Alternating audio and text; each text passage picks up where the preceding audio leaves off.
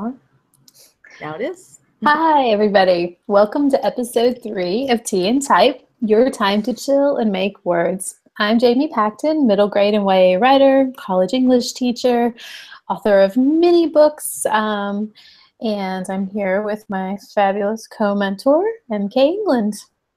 Hey, I'm MK England. I am a YA librarian and the author of the forthcoming YA space opera, The Disasters.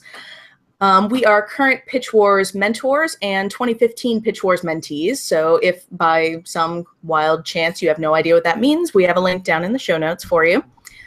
So what we're doing with Tea and Type, if you haven't seen an episode yet, is we are just trying to take the anxiety in the writing world down a notch and try and just be a little more calm and chill and have a good time. And one of the ways we do that is by drinking wonderful beverages. What are you drinking this week, Jamie? I've actually got LaCroix right here, but pretty soon after this episode, I'll add some bourbon to it. So that'll be real chill tea and type. Nice. Or bourbon and type. So what about you? Way to go. That works. So today I'm just rolling with my my standard tea that I just love, that I love so much that I buy it in these giant 16-ounce bags that are bigger than my head. It's Earl Grey Moonlight from Adagio Teas. I am normally an avowed Earl Grey hater, but this stuff is like Earl Grey blended with cream tea or something. I don't know. It's crack. It's amazing. I really love it. Super good of you to expand your horizons Earl Grey-wise. Got it. Yes. It should be noted that last year for the holidays, MK sent me a special blended tea. So tea is a real serious part of both our friendship and like her life, and so yes. And it just shows you how deep my addiction to Adagio teas goes. Indeed. All right. So that's what we're drinking, and go for it. Our topic for the week is basically everything Pitch Wars. This is our Pitch Wars retrospective. Yeah. So like I said earlier, we were both mentees in 2015, and it has been 2 long years since then, and a lot has happened. So we just want to talk a little bit about our Pitch Wars journeys, how things have been going for us as mentors this year, what's in our inbox, how we're feeling, and, pump you guys up a little bit, because there's been so much good stuff this year. It's unbelievable. It really is. Yeah, agree. And 2 days from now, the mentees are going to be announced, and there's going to be a lot of happy. There's going to be a lot of happy people, and the mentors have been all working very, very hard, and flurries of emails have been exchanged. So there's going to be a lot of happy people, and there's going to be a lot of people who are disappointed in that way that only I feel like writing can disappoint you, that sort of punch in your soul where you've worked so hard and you've created this beautiful thing and you get rejections. And it, of course, is the nature of the business, but, they're coming for some of the writers who entered, and it's unavoidable. And, we are a bit further down the line in this journey, but rejection is still very much part of it. So I think that's a good segue to talk about our journeys so far. Do you want to go first? Sure. So Pitch Wars for me, it obviously ended well, and then I have but it got off to maybe a rockier start than some. I was lucky to get into Pitch Wars, fortunately. Sarah Glenn Marsh picked me. Yay. Hi, Sarah. Thanks. Definitely changed my life. I really appreciated that. And so after Pitch Wars, I went through the 2 months of revision, and I was lucky to get 9 requests during the agent round. None of those requests ended up being my agent, actually, and I ended up with 3 competing agent offers, and only one of them was from Pitch Wars. So just to emphasize again, like, this is not the only way. I got my agent from a cold query. But Pitch Wars is what gave me the connections to know about that agent, because it wasn't somebody that I had even thought about querying. I don't know why she wasn't on my radar. Right. I know, and I love her. She's amazing and scary. I love you, Barbara. Yeah, so, but also just getting my manuscript ready and giving me Sarah, who was such a wonderful resource for me in understanding the publishing industry. And she was just so patient at answering all of my questions about how it worked. So after the agent round, I started sending out some queries. I got a few rejections back from some of my Pitch Wars agents pretty quickly, which was sad, but fine. So it goes. And about 2.5 weeks later, I got, this whirlwind, day of emails from Barbara, and we'll just have to do a whole other episode on agent calls and stuff like that. It was like getting hit by a bus, I swear. That's amazing. Right. In the best possible way with lots of Sherlock gifts. And I was so pumped up. I raced home from work that day, and it was an R&R, a revise and resubmit request. And I was both like heartbroken and ecstatic at the same time. So very long story short, I finally submitted that R&R. That was November. In February of 2016, because I had to have like a month of holidays and sheer panic to get over, because it's me. And yeah. So I sent in that R&R. We signed like a day or two later. She offered a day or two later. And then we were very fortunate to sell like 6 weeks after that. So awesome. It was sort of, fast start and then nothingness. And then, it all happened very quickly after that. So that was really long-winded. How about you, Jamie? Please talk. I heard about Pitch Wars sort of last minute. I had this middle grade fantasy book that I was querying at the time about Marco Polo, about his early life. And I had a bunch of queries out, a bunch of fools. I'd gone to a bunch of conferences. This is in the fall of 2015 or summer 2015. Heard about Pitch Wars, decided to do it, I think on the last day. I actually got mentored by Kevin Springer, who was somebody who I got passed to him by one of his fellow mentors. So I was sort of surprised. I was like, who are you? What are you? Because I didn't know his name as one of the mentors. I said yes. And I think about this often, how reluctant I was to like say yes to this contest and how it was such a good decision for me as a writer. Like it put me in touch with literally hundreds of other writers, this rich community.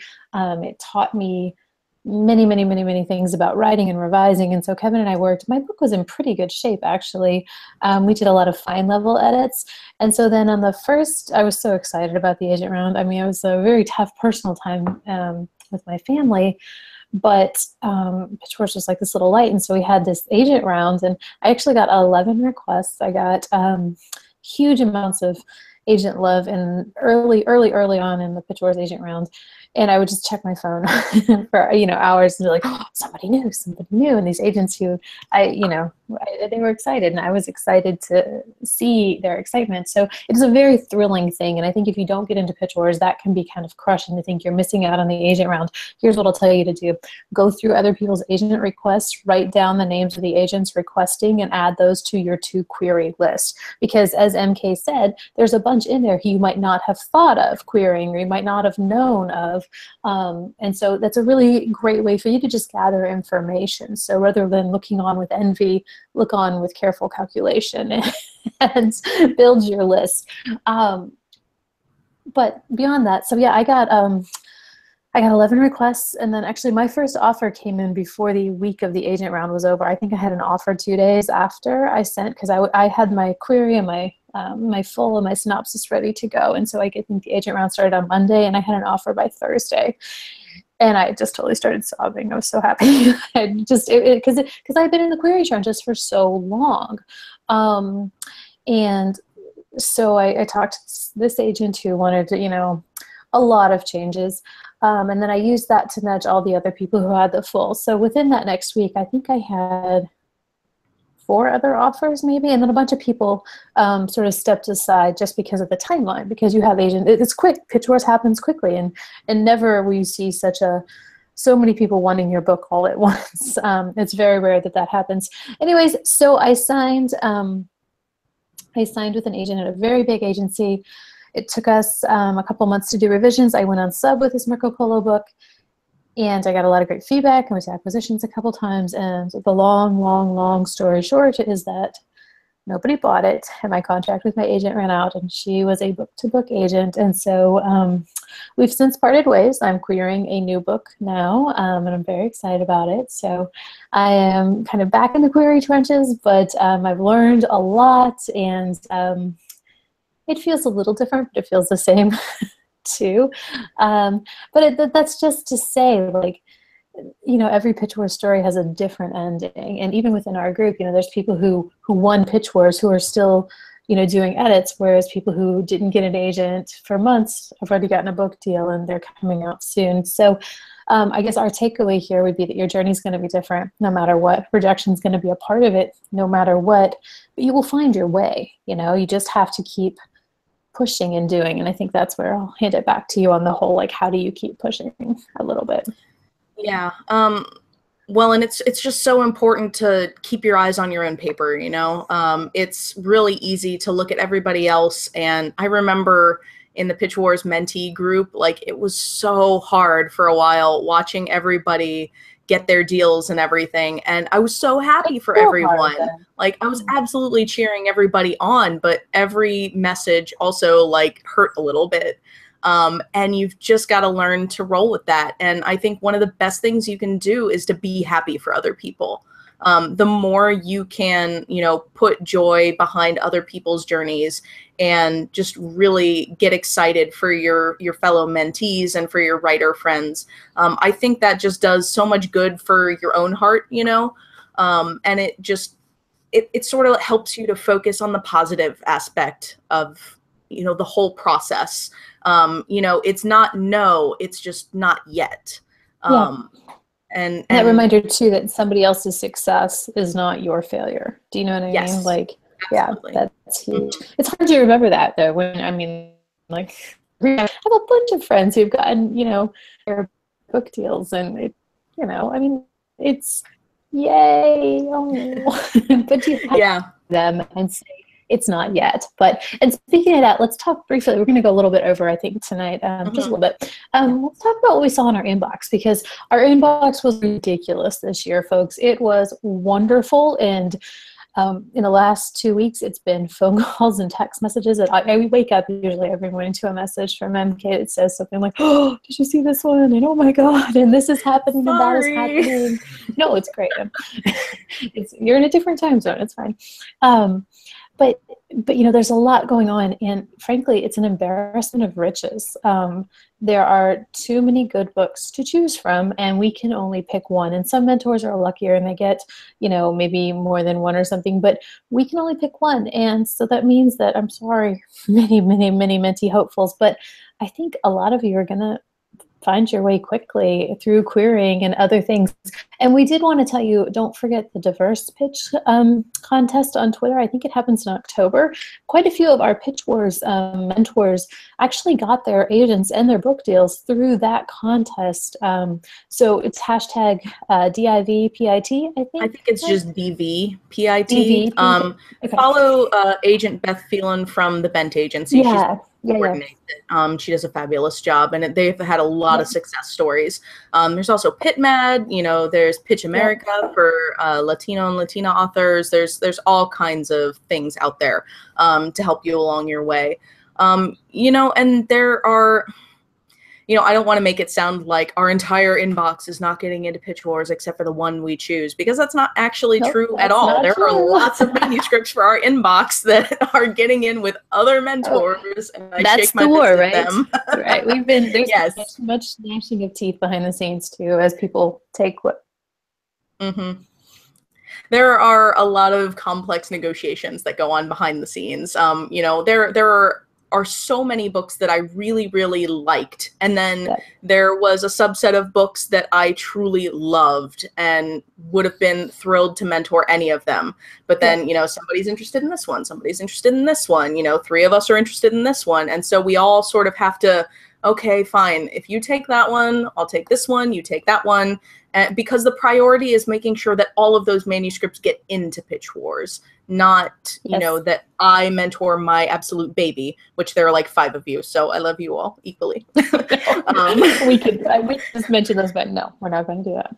Yes. There are plenty that break my heart to have given away to other mentors, but, you know, our current front runner is also just as good, and it would break my heart to give them away as well. So, you know, not that anything is final, because we are still reading things, and I just requested more like yesterday, and who knows, like, man, the picks aren't announced till Thursday, so all's fair. I don't know.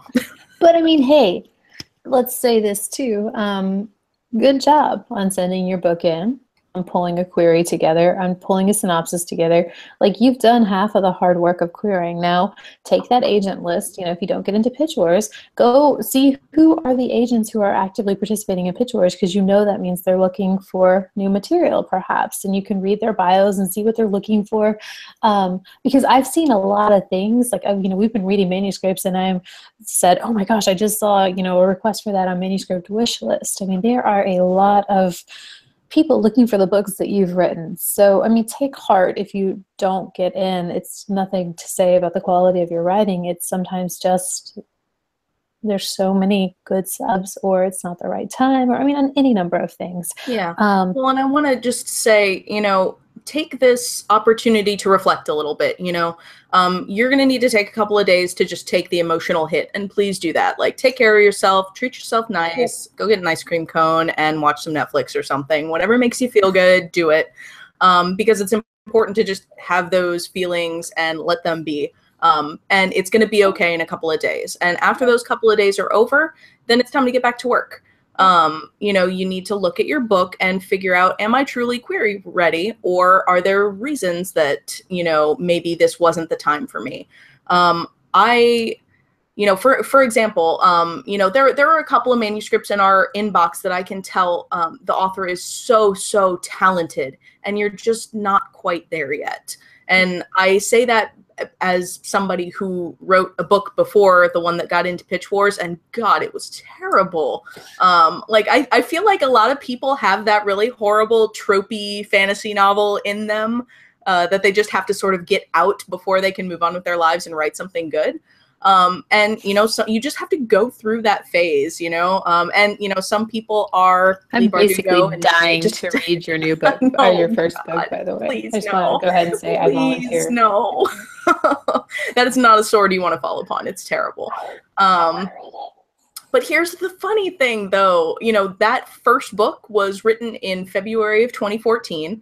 And The Disasters, the first draft of that was written in November 2014.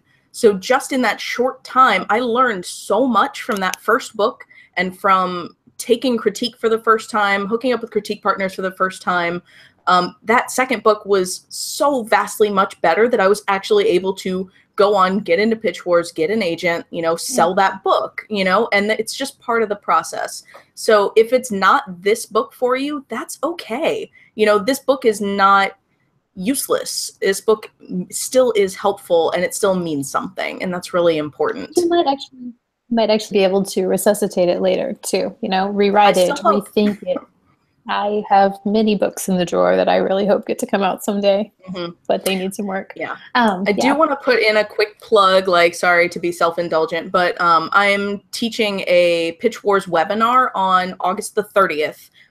Called Writing is Rewriting, and it's all about developing a revision strategy for your book. So this is my chance to, like, give you an hour of mentoring in a group. And I'm going to send you away with lots of worksheets to help you organize your revision plan and all of that. So it's on August 30th specifically, so that you can find out if you have gotten into pitch wars, and if you don't, you can have a couple of days, think about it. And then I hope you will let me help you out, because there are so many of you that I desperately want to mentor, and I just, we can only take one. You know? It's true. So. Are you going to be tweeting that, or is that through a Pitch Wars thing? How would they find it? Yeah, it's, yeah, I'll tweet out the link and I'll put it in the show notes. Good point. Yeah, remind me to put that in the show notes. Yeah, it's on, if you just go to helpful here with revisions. Yes. So. If you put on, if you just go to pitchwars.org and click on webinars, it's there. But I'll give you a link. I think, did we want to talk about trends in our inbox at all, or do we have to go? We are, I will tell you really briefly what some trends in our inbox are, and then we need to hop off of here and go get to sprinting. And actually, we've got one more thing to talk about after trends. Oh, shoot. Yeah. Okay. Well, okay. Yes, socks. We have to get to that. Very briefly, though, when I say these are trends in our inbox, that is not a bad thing, okay? I'm not saying, like, we got 6 million books like this, and so they were all bad and we skipped all of them. Like, that's not true. You know, a good book rises to the top no matter whether I have 10 million similar to it or not.